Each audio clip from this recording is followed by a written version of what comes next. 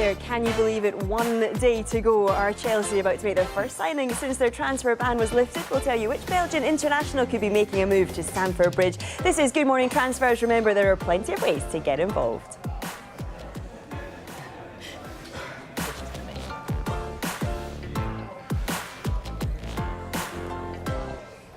Manchester United fans, the wait is almost over. An agreement is in place. Bruno Fernandes should be announced today.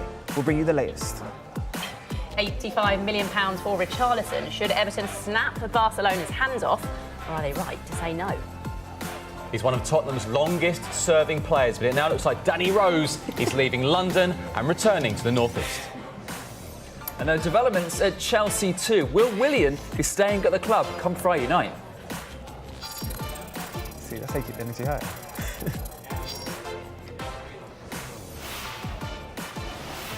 And don't forget, you can of course download the latest episode of the Transfer Talk podcast. It's available on iTunes, Spreaker and the Sky Sports website. We are going to get to talking about Chelsea, but just to bring you the latest news from the Championship, in the last half an hour or so, Bristol City have agreed a deal worth just under £4 million to sign Nahki Wells from Burnley. The striker will undergo a medical with the club this morning, so as soon as we have any more confirmation of that, we will bring that to you. But yeah, let's get to that very latest at Chelsea. They're in talks to sign Napoli forward Dries Mertens. Michael Bridge, tell us more about this. Yeah, we listened to Carve last night, telling us that last night on the transfer show, that the key is that Mertens is out of contract in the summer. Inter Milan also want him, which is interesting because they've been so active this January. We understand it would cost around £5 million. Despite him nearly being out of contract, I think that's fantastic value. Now, Frank Lampard, we're told, is becoming quite frustrated by the lack of signings this month. Look, they can sign players. Everyone seems to forget that. He's a big name, very consistent for Napoli over the years, and also so many Belgians have been successful in the Premier League, haven't they? Absolutely. We're going to talk much more about him just in a couple of moments, but just to bring you a couple of lines just into us here on Good Morning Transfers, we understand the Sander Berge deal is really close. The player has actually arrived in Sheffield to finalise that move to Sheffield United. It's one we've been keeping an eye on, and now that deal is very close indeed, so we will continue to keep an eye on. And elsewhere, Sunderland and Barnsley are in talks to sign Luca Connell on loan from Celtic.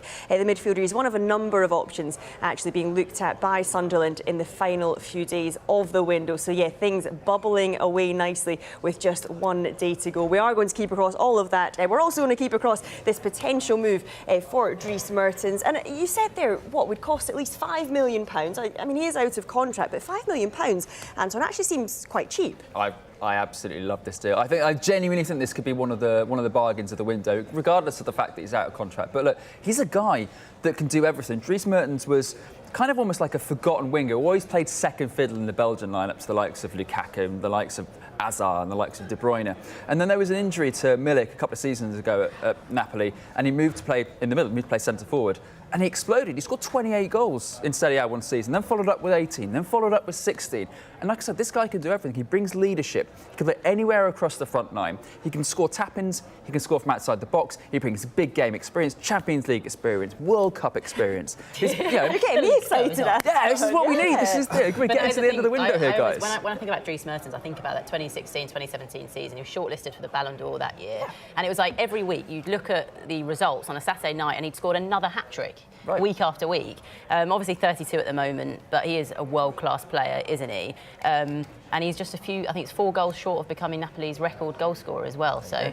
Think about the players that played there. Think about the likes of Higuain. He's upstaged him. This is genuinely, he's a late bloomer in his career, so the fact he's 32 doesn't necessarily make that much of a difference. Come on, get excited, JD. Come on. Look, I'm excited from one perspective because I feel like Frank Lampard is probably actively showing quite a disdain for the lack of sort of activity that Chelsea's done in this window.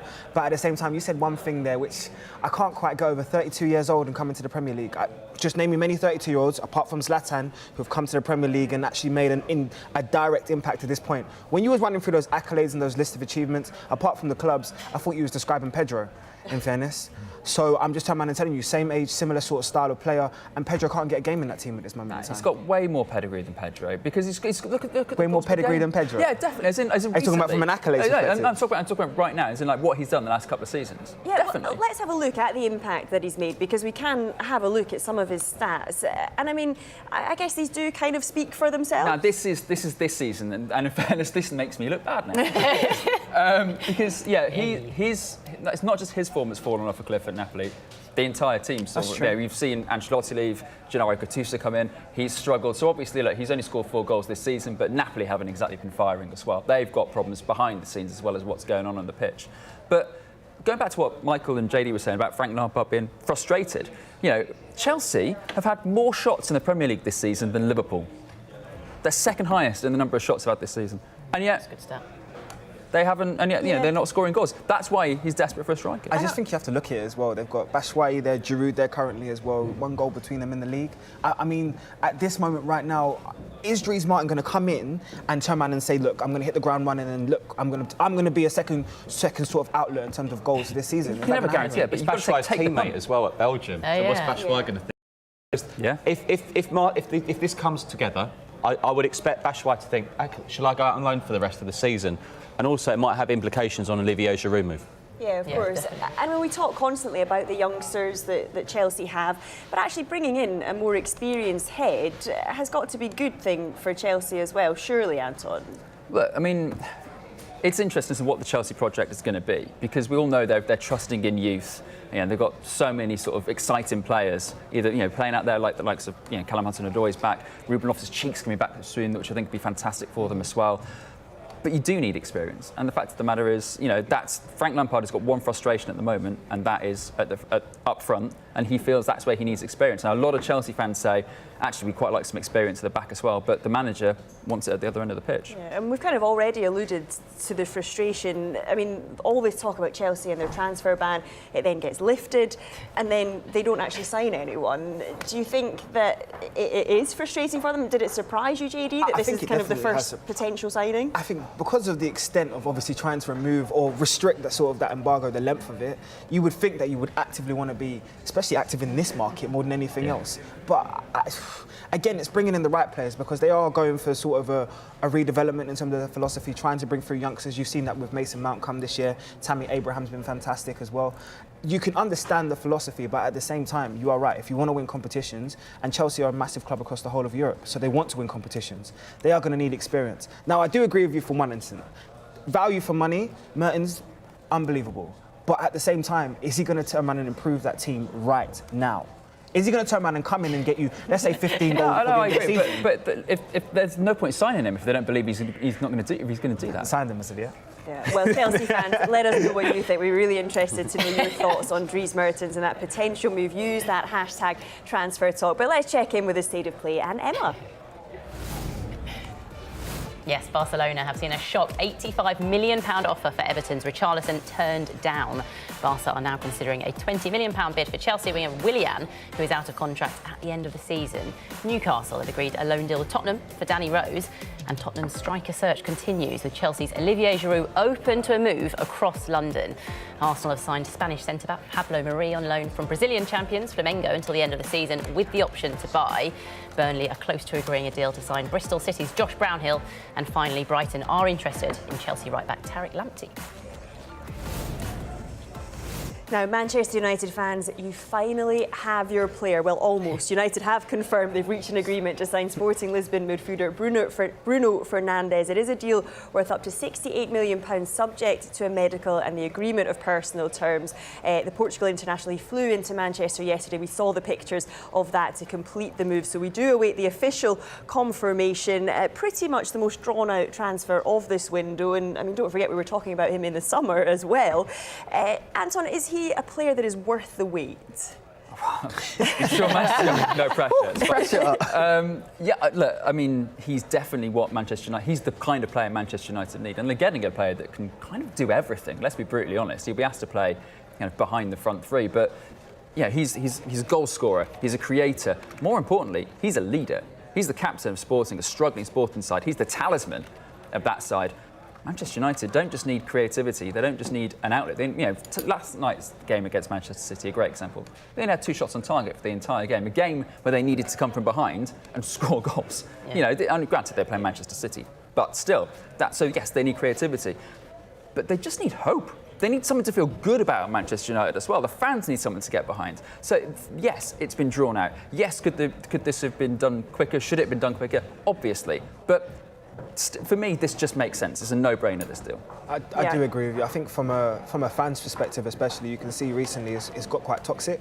And Manchester United fans have never really, ever really historically been toxic especially towards their own club. So I think for a morale sort of boosting impact, this is an important move. It would be probably the deal of the summer, deal of the window so far. But at the same time, it's just the impact they have in terms of boosting the whole morale in the actual club itself. Yeah, and I mean, United fans, they do sound happy on social media. They're kind of been going on about it. We want to get this deal done, but they do still want more as well. So I guess the question is, will they sign a striker before tomorrow's deadline? Well, here's what Ole Gunnar Solskjaer had to say after last night's match with Manchester City. We need more goals. I know if we get Bruno over the line, we've got a boy there who's going to score and create. I need someone who wants to break their nose to score a goal or the toe. It doesn't have to be the nice ones. Let's talk on Friday. And actually, as we speak, Dave and Alex have both been in touch on Twitter, both actually saying, why would Manchester United not go for Dries Mertens? We've just been talking about him and that potential move to Chelsea. Dave backing up Alex, saying, could Manchester United potentially hijack the Mertens deal? Thinks that he would be a good fit. Ole Gunnar Solskjaer, though, saying that Bruno Fernandes, he will come into this side, he'll give them goals, he will create, but I mean, fair to say he needs someone to create those goals for. Time running out, they took their time with that Fernandes deal. Do you expect United to be announcing the signing of a striker before tomorrow? Really interesting quotes from Solskjaer yesterday. I want a striker who wants to break his nose to score a goal. Is that a dig at strikers he's moved on or whatever? But is that a kind of out-and-out striker, big, 6 foot tall, good in the air? I mean, really interesting comments from Ole. I was really enjoyed listening to him post-match. I actually feel like actually. That's potentially more of a dig at Anthony Martial. I think that's what a lot of fans thought on Twitter. Now, Martial is someone who can be unplayable on his day, but there are times like last night where he went a little bit missing and he's just inconsistent. And then you're relying on Mason Greenwood to then come up with these goals, and it's unfair on a teenager who can't be relied upon solely to win games. And we found out 2 weeks ago that Marcus Rashford was out injured for a while. Manchester United probably knew more than 2 weeks ago. It is now 1 day to go until the deadline, and they still don't have a striker in at the moment. There's no sympathy anyway, because in the summer when we were talking about this, it's all well and good moving Romelu Lukaku on and Alexis Sanchez, but there was no replacements. Now we're talking about the likes of Olivier Giroud. Would he be the kind of player Man United would look at for a few months? I just think as well, it kind of just shows the times of Man United. I mean, I've especially seen the reports that they want to maybe give Alexis Sanchez a chance to revive his career at Manchester United.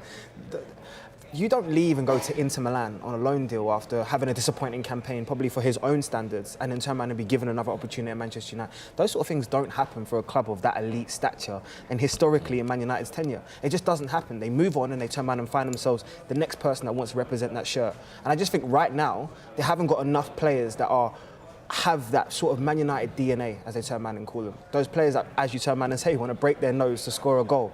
How many players in that Man United shirt can turn around and say they honestly want to do that week in, week out at this moment in time? Yeah, it's certainly going to be really interesting to see what pans out over the next day to see if they do bring in another striker. We're going to head out onto the road now. We're going to head to Sheffield. It could be a busy few days for Sheffield United and Chris Wilder. Tim Thornton is at the club's training ground for us this morning. And Tim, lots of Sheffield United fans wanting to know if they're going to be bringing in a new face. It's something we love about the transfer window and getting to know new players is how to pronounce their names. Sander Berge, we understand it is, not Sander Berge. You can confirm things for us, but does this one look like it's going to be done pretty soon? Yeah, Sander Berge, I think it is, but that might get corrected later. But yeah, it is very, very close. The significant news is that the player is in Sheffield. There have been pictures actually on social media this morning of him with the Sheffield United boss Chris Wilder. Negotiations have been ongoing for a few days on this. It's been a difficult deal to get done. He's a highly sought after player, Champions League experience, Europa League experience. He's a player that Sheffield United have been tracking since the summer. and he's not going to come cheap either. It will be a club record deal, and I know Chris Wilder is very, very keen to get this done, but it's a real statement of intent as far as Sheffield United are concerned, because he is one of the most sought after young midfielders in Europe. He comes with a real pedigree, and if he can get this one done today, then I think Chris Wilder will be a very, very happy man. And Tim, what about a new striker? This might be another one you can help me out with the name with. Could Richaro Zivkovic be joining before the deadline? Yeah, very good, very good. Yeah, we expect that deal to get done as well. He was in Sheffield yesterday. The key to this one is that Chris Wilder has been looking to add a little bit of pace to his attack. He does have Lys Mousset. He runs in behind, he stretches defences, but they don't really have a change for that, so it's an option perhaps from the bench, or if Mousset is not fit. Callum Robinson has been allowed to go out on loan to West Brom, so they're hoping to get this one done as well. Again, this has been a little bit complicated because he plays over in China, so negotiations have been ongoing with his Chinese club. This one could be a loan deal, but we're expecting more details when we speak to Chris Wilder at 10 o'clock this morning. Tim, we'll look forward to hearing what he's got to say. Thank you very much for now. Zivkovic, a very common name in Scotland, by the way. Right, stay with us. So much more to come on Good Morning Transfers. Big developments last night involving Barcelona and Richarlison.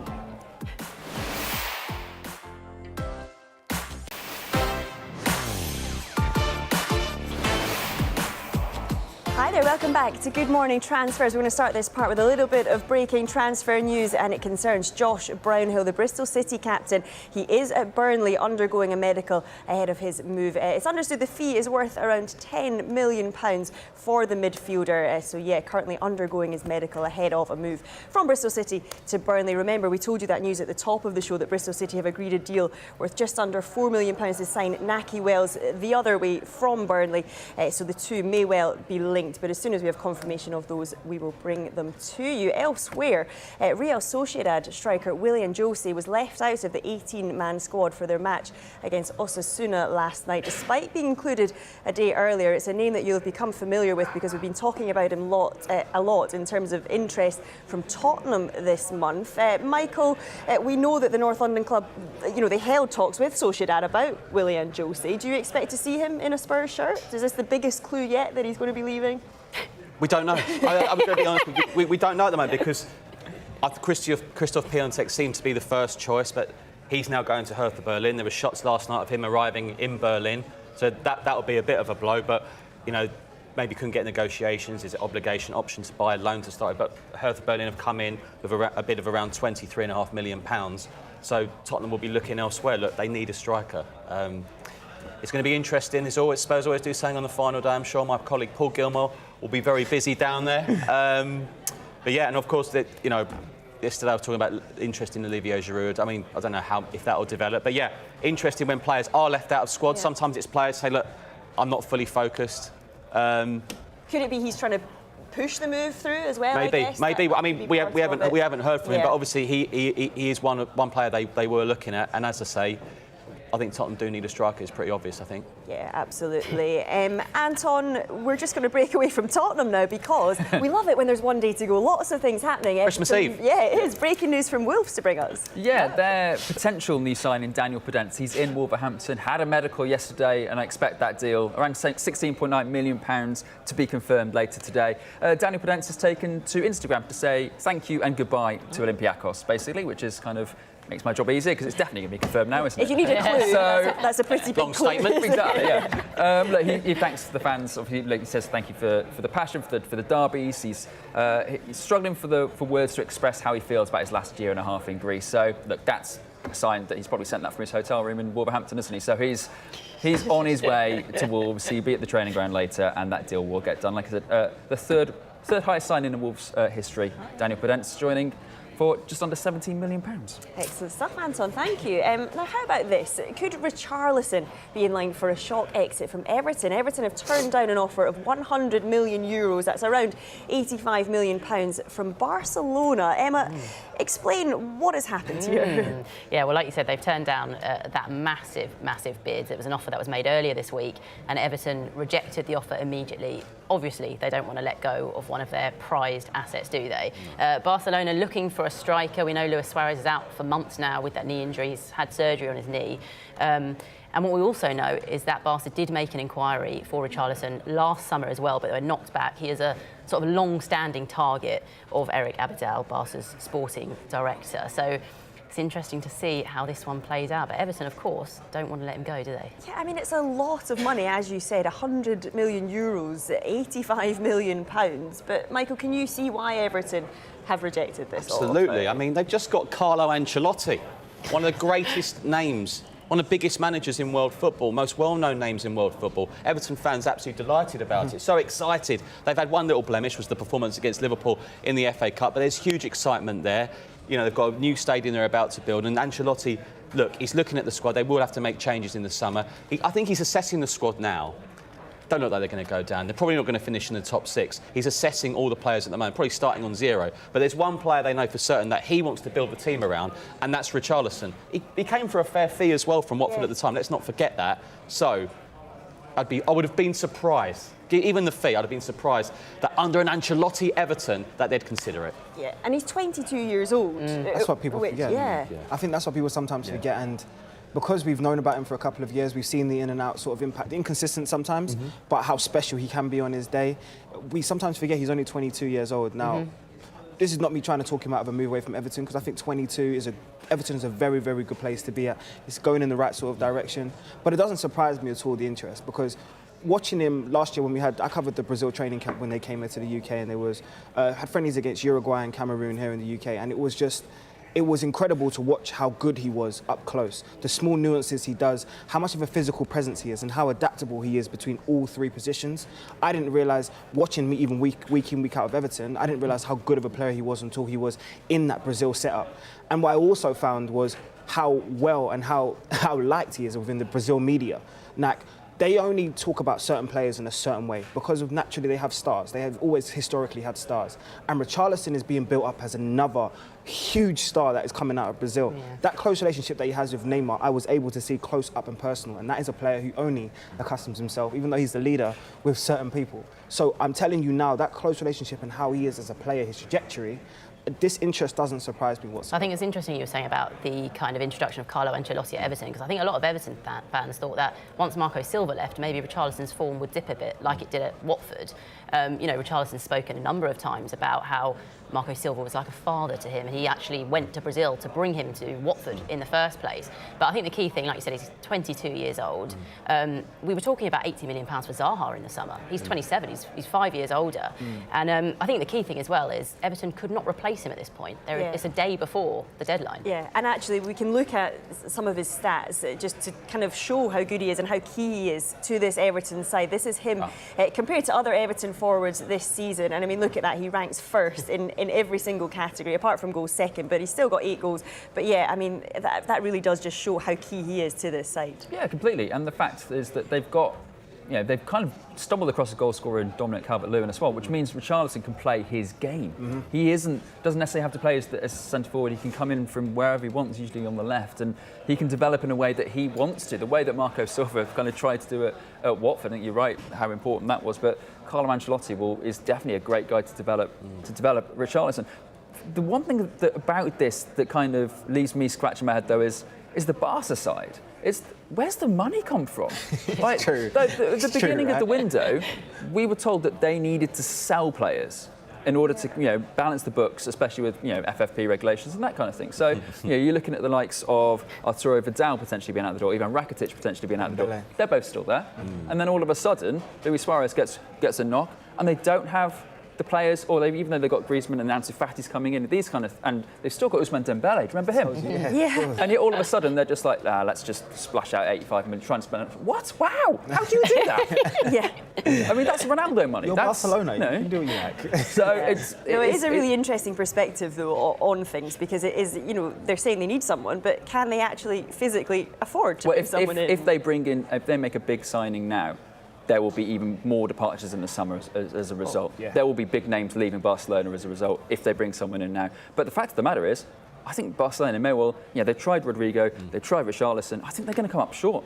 they're going to have to rely on the squad they've got, like most other clubs have to. Welcome to the real world, Barcelona. Well, it's one to keep an eye on, certainly. Lots of you getting in touch this morning. We started the show by talking about Dries Mertens. Sammy's got in touch. He says Mertens would have been a better signing for Chelsea a few years ago. We do not want someone who's going to play for a season, then hardly notice him again. Someone for the long haul, ideally. Zuber says Dries Mertens is the answer to our finishing problems for the next couple of months, so that our top 4 ambitions are met. So he's certainly looking in the short term. And Ben says Mertens could be great playing alongside Tammy. That's just what we need. Could play out wide or just behind him. Could be a good short-term deal. And at £5 million, the risk is pretty minimal. Keep using that hashtag transfer talk. Have your say. Get in touch. So much to come. We'll be speaking live to Kenny Miller, who's now a free agent. And we've also got news from the EFL.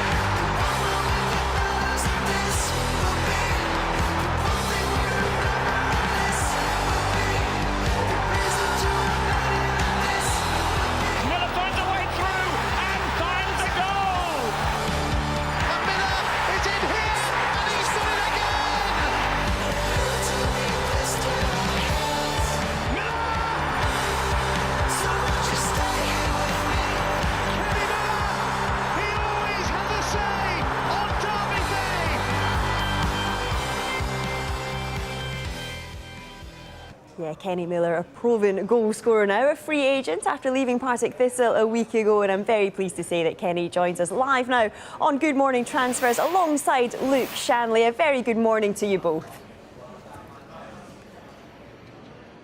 Good morning, Joe. Yes, and this is a striker that scored in 4 different decades, the 90s, the noughties, the 10s and the 20s just a few weeks ago against Dundee United, the runaway leaders of the Championship. Kenny, great to see you. You're now a free agent. What's next for a 40-year-old striker? Who knows? It's obviously playing options are always going to be limited with the stage of my career that I'm at. So yeah, I'm looking at a few other things at the moment.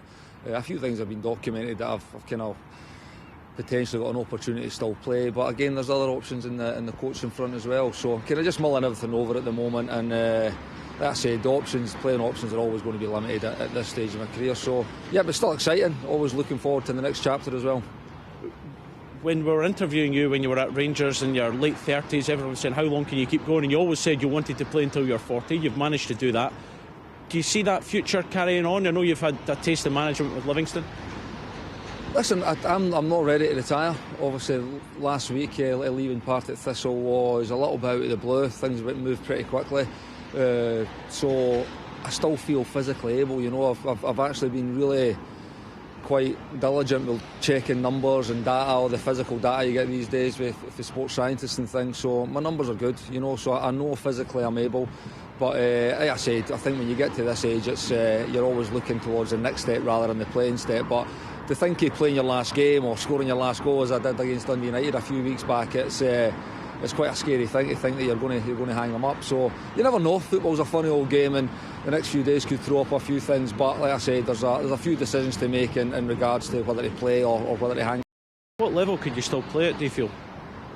You know, again, I still feel I could play at a higher level than what I have been this season, to be honest with you. But that's for other people to decide, you know. I mean, like I said, I still feel physically able. I feel the quality that I could bring, not just on the field, but off the field for a team as well. I think with the experience that I've gained over the number of years, would still be, or still have a valuable part to play in any regime, you know. So it's one of the things. But like I say, I've got a few exciting things in the pipeline that I've got to decide over in the next few days. So it could be on to the next step and hanging them up eventually. Well, Steven Gerrard says he's in the market for a striker after Jermaine Defoe got injured. We're here at Ibrox.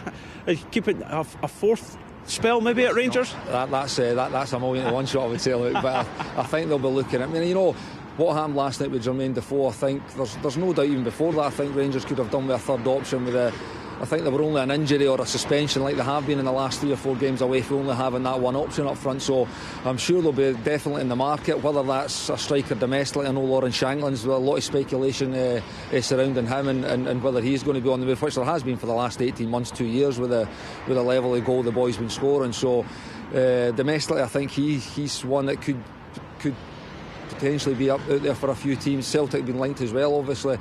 That's why Rangers have got scouting teams, recruitment networks, so I'm sure if Alfredo Morelos again has been linked with moves as well, that you've always got a backup, you've always got options if someone moves on. So what happened last night to Jermaine Defoe, there's no doubt, I'm sure Rangers between now and tomorrow night will be looking to bring one in.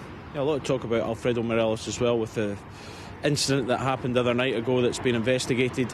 How tough is it? Because Stephen Gerrard said to me after the game that players in this city, regardless of who you play for, these incidents shouldn't be happening. You've played for both sides of the divide in terms of Rangers and Celtic. How tough is the pressure dealing with playing in Glasgow? You know, you're under scrutiny every single day, you know, whether it's training, games, walking down the street in Glasgow, out for dinner with your family, you know, you're always... It's just the nature of the beast, you know. What you've got is, when you have players that have been through it, when you look at Rangers at the moment, you've got Stephen Gerrard, you've got Alan McGregor and Stephen Davis who have lived it, you know, so these guys will be used to it, but for other lads that are not quite used to it, it can be quite daunting, you know. And Alfredo's always been someone who's been right at the forefront of whether it be media coverage or incidents with fans or opponents. I mean, you have to. It's part and parcel, you know. I mean, I think you've got to try and find a way of ignoring noise when people are talking in terms of medias and outlets and things. But in terms of the fans, I think you've just got to try and enjoy it and thrive on it, you know. It's if you do that, I think you can have a real successful time. And Alfredo's been great since he came to the club. He's scoring a lot of goals. Again, all kinds of speculation surrounding him in regards to transfers, and you never know. He could be somebody that's subject to a few bids tomorrow as well. So at the moment, I don't see Rangers can afford to let him go. So long may he continue to keep playing and scoring goals and doing what he does best. Back to the transfers then. At 40, it's fair to say you've had a few clubs. Tell us about your memories of deadline day, any moves that you recall. Well, I've moved. I think I moved once on deadline day. I've moved a couple of times close to deadlines, but once on deadline day down to Derby. Put it this way, I'm sure every single football player in Britain at the moment, if not Europe, will be sitting next to their phone over the next 48 hours, 24 hours, because you just never know. Football can throw up funny things, and at this stage of the season, transfer deadline day before transfer deadline day, teams need to sign players, teams that are in the market for certain positions. Things just go carnage, you know, at this time of year. So panic buying, all this kind of stuff. So it's important that teams sign players. I mean, the fans demand it.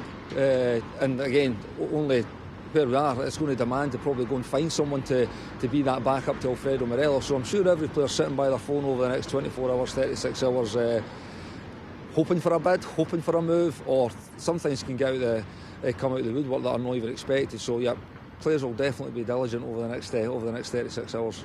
Was it difficult for you on deadline day to move? Was it nervous, or was it a case of just trying to push it through? No, it is very nerve-wracking, and again, because there's no time to make the decision. You know, see if you've got a summer to mull things over, and you've got, even in my situation, well, I've got all the time in the world. I can sit back and assess all the options and make an informed decision, a decision to speak with your friends and family, whereas sometimes you could have an hour or two, max, to make a decision. So you have to make that decision, you have to make it quickly, and you've got to hope it's the right one, because sometimes you've not got the time and the benefits of having time to kind of talk it through and think everything through. So, but listen, that's why we love transfer deadline day. Kenny, great to see you. Thank you very much for your time. There we go. If anybody needs a striker, a 40-year-old striker, a very experienced former international, Kenny is going for free. Get phoning him now. Great stuff, Luke. Thank you so much. Let's take a look at what's happening around the EFL now, shall we? And Wigan, well, they want Colchester fullback Cohen Bramall. That's in case left-back Anton Robinson is sold to AC Milan or Lyon. Cardiff's Omar Bogle could be the latest player to join the Alan Pardew revolution at Ado Den Haag. The striker could join Jordan Spence, George Thomas and Sam Stubbs as January signings at the Dutch strugglers. Marcus Maddison, now he looks set for a late move from Peterborough to the Championship. Posh chairman Darren McAntony was a guest on the transfer show last night and admits a deal relies on the buying club letting a couple of players leave first. And Bradford City, well, they've made an offer for Sunderland's Will Grigg. James Vaughan, though, has left Bradford for Tranmere. Anton, thank you very much for now. We are going to bring you some pictures now here, because we heard from Tim Thornton in his live earlier that there were some images of Sander Berge meeting Chris Wilder, and We can bring those to you now. Here they are. These are from a Dutch media news agency. Of course, Sheffield United close to completing the signing of Berge from Genk.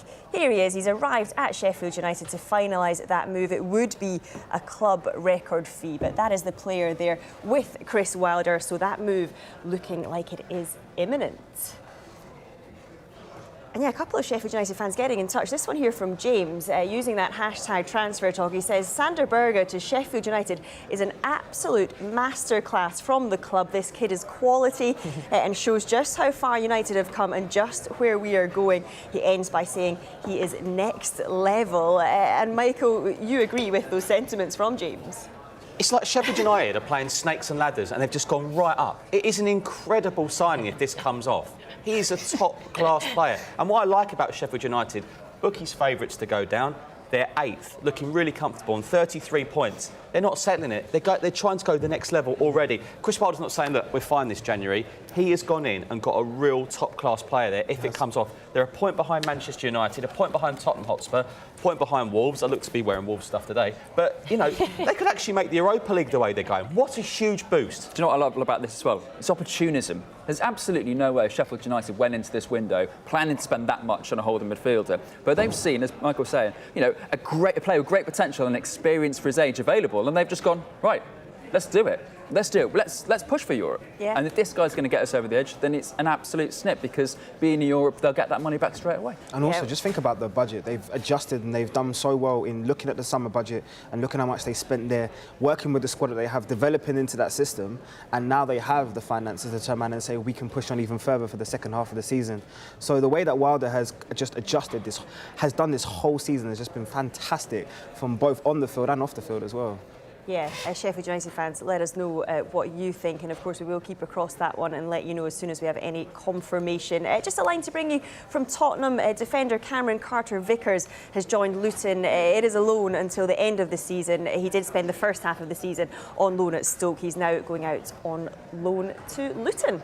Right, don't forget, download the latest episode of the Transfer Talk podcast. It's available on iTunes and Spreaker, as well as on the Sky Sports News website. Coming up next in Good Morning Transfers, Danny Rose is on his way out of Tottenham. We'll discuss his move next. Hi there, this is Good Morning Transfers. We were discussing Richarlison a little earlier, who's a target for Barcelona. Well, Barcelona, they're also preparing a last-minute £20 million bid for Chelsea winger Willian, who's, of course, out of contract in the summer. And Emma, how happy do you think Chelsea would be to let Willian go? I don't think they'd want to let him go. I think he's a player for me. He seems to get quite a bit of stick from fans, especially over recent years, which I've never really understood. I think ahead of this season, a lot of people thought that, you know, you had wingers coming through, the likes of Callum Hudson-Odoi, Christian Pulisic, so you kind of thought maybe his playing time would be limited. But you look at the managers that Chelsea have had in the time he's been at the club: Mourinho, Hiddink, Conte, Sarri, Lampard. He continues to get playing time. He continues to be in the matchday squads. And this season more than ever as well, he's one of the senior heads, one of the wise figures at the club, along with, you know, Azpilicueta, Marcos Alonso. So he's needed more than ever at this time, I think. Yeah, and I guess, does that make him desirable then? So, Anton, you can see why Barcelona are targeting him. I can completely see why, and he's another long-term target of Barcelona. But so we are a little, you know, behind the curtain. We had in our production meeting this morning, my initial thought was, well, 20 million for a player that's out of contract in the summer, kind of, you know, bit of a no-brainer really, post 30. And I was, you know, watched Chelsea quite a lot this season. I thought, well, he hasn't had the same impact. He's not the same player he once was. I thought, right, he needs statistical evidence, because JD was giving me some in the meeting as well, surprisingly enough. Went through his stats, and you look at how well he's played this season. They're as good as they ever have been at Chelsea. Thank you. His goals per game is up. His shots per game is up. His key passes per game is at the same level. His dribbles per game. Look at this. He's still assisting.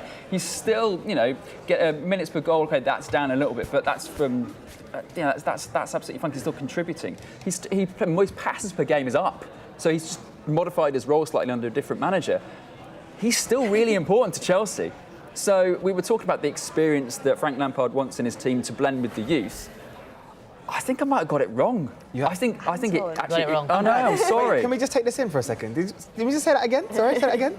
I just want to hear it one more time. You could be a good winner, JD. Just for once, I just want to hear it. I just want to hear it. Oh, look, mate, I've already said it once, so I'll say it again.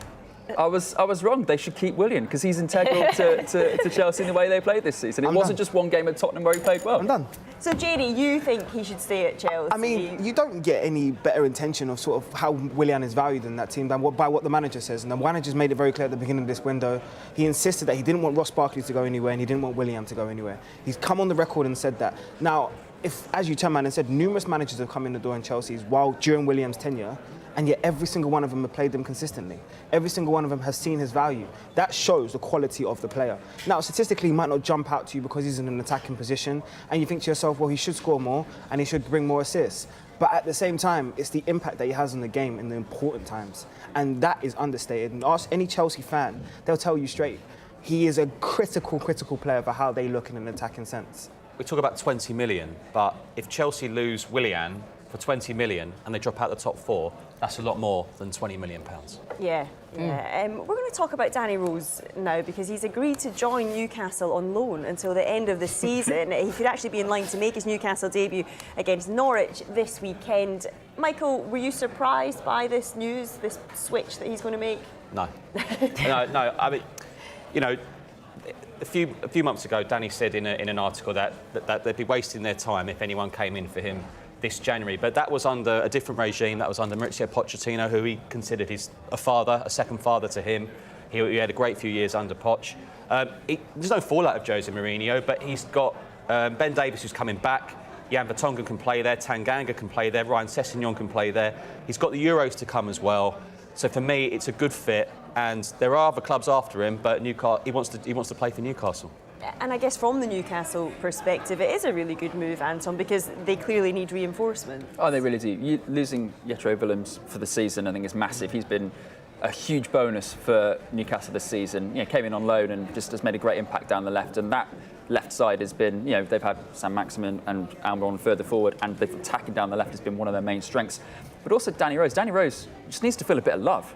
And Steve Bruce will give him that. You know, he'll make him feel like the best left back in the league, which is what Danny Rose probably believes he is. And that's what Gareth Southgate wants to see ahead of the Euros. So, again, it's one of those moves where you're just like, it's good for the player to get a fresh start. It's good for England, potentially, to see Danny Rose playing every week. And it's great for Newcastle. Yeah, it's one of these ones that does seem to kind of make sense for all three players involved, the player and the two clubs. I mean, JD, do you think he'll get the game time to prove himself ahead of the Euros then at Newcastle? 100%, especially at Newcastle right now. You spoke about Jetro Willems' sort of injury that has kind of changed their whole trajectory of that left-back position for this year. So he's definitely going to get the game time if that move is completed. But more importantly, for Danny Rose, he's probably looking long-term. I mean, we've seen Ben Chilwell, whose form's kind of dropped off in the last couple of weeks, which has opened up that left-back position. Luke Shaw hasn't had sort of a long stretch throughout the season to turn around and say that he can consistently say, I'm England's left-back. Danny Rose will say, if I can push on for the final sort of moments of this season, I can maybe become the first choice left back again for the England team. Yeah, Gareth Southgate's a huge fan of him as well. He always has been from the under-21 days. Yeah, and I mean, you mentioned, Michael, that perhaps other clubs interested him as well. So do you think Newcastle is the obvious choice for him, though, or...? He had a great loan spell at rival Sunderland, and I was at the Sunderland Spurs game a few years ago, and Danny Rose stayed on the pitch and the entire Stadium of Light giving him a standing ovation. Now, that doesn't mean that Newcastle fans aren't going to take to him because he played for rival Sunderland. That was another era, that was a long time ago.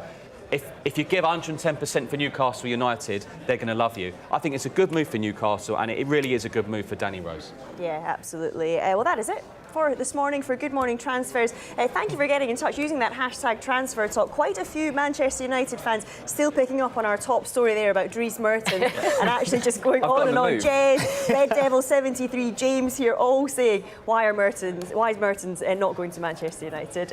Right, just to let you know, the podcast is available for you, iTunes, Spreaker, as well as the Sky Sports website. Remember, Good Morning Transfers, it is back tomorrow morning for you at 9 o'clock, where it is, of course, deadline day. Can you believe it?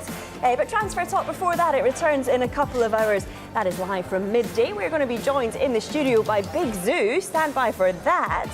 And Dharmesh Sheth and Kavi Solokol, they return with the Transfer Show. That is at 7 o'clock this evening.